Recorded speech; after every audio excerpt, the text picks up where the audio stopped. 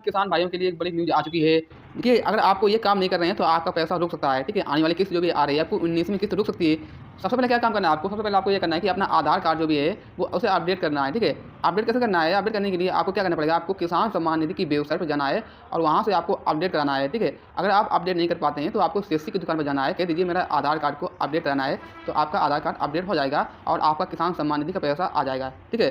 तो ऐसा में अगर आप 19वीं किस्त लेना चाहते हैं तो जल्द से जल्द जाइए और अपना आधार कार्ड को अपडेट कराइए, तभी आपको अगली किस्त 19वीं किस्त मिलेगी, ठीक है?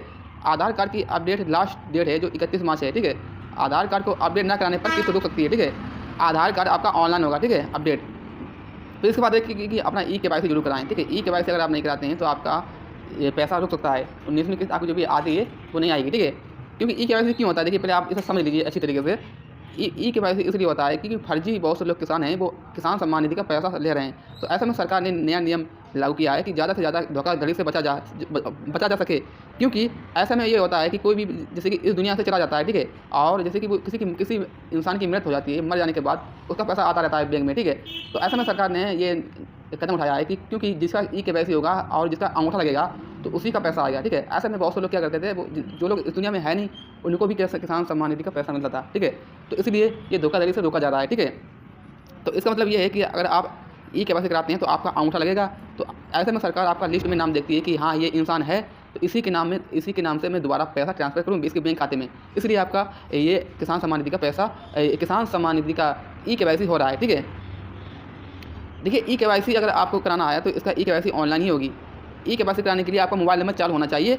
ई-केवाईसी कराने के लिए आपका आधार कार्ड से मोबाइल नंबर लिंक होना चाहिए, तभी ये आपका ई-केवाईसी होगा, ठीक है? फिर इसके बाद एक न्यूज़ आई है कि जो भी किसान भाई किसान क्रेडिट कार्ड का लोन लेना चाहते हैं तो वो लोन ले सकते हैं, क्योंकि इस समय आपको छूट मिलेगी, केंद्र सरकार की तरफ से आपको छूट मिलेगी।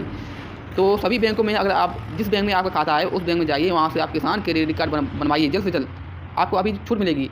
जैसे कि अगर आप जैसे मान लीजिए अगर आप 1 लाख रुपये लेते हैं तो आपको 8% या 9% का ब्याज देना होता है, लेकिन ऐसे में अगर आप टाइम से पैसा जमा कर देते हैं तो ऐसे में आपको 3% की तरफ से आपको छूट दी जाती है केंद्र सरकार की ओर से, ठीक है? तो आने वाले समय में जैसे कि जब सरकार बदलती है तो सरकार बदलने पर आपको मौका दिया जाता है, क्योंकि मौका इसलिए दिया जाता है कि सरकार बदलती है तो वो कहती है कि मैं किसान क्रेडिट का जो भी पैसा है वो सब माफ़ करूँगा, ठीक है? तो आने वाले 5 साल में आपको किसान क्रेडिट कार्ड का ये पैसा भरना होता है, ठीक है? लेकिन क्या होता है, बहुत से लोग देखिए जो जब चुनाव आता है, ठीक है? चुनाव आने के बाद जो प्रधानमंत्री का इलेक्शन लगते हैं, जैसे कोई भी हो, ठीक है? तो ऐसे में कहा जाता है कि मैं आपका बिजली बिल, किसान क्रेडिट कार्ड और जो भी जितना भी बिल है वो सब माफ़ करूँगा, ठीक है? तो ऐसे में आपका माफ़ होने की बहुत चांस माफ़ होने की बहुत चांस रहते हैं, ठीक है?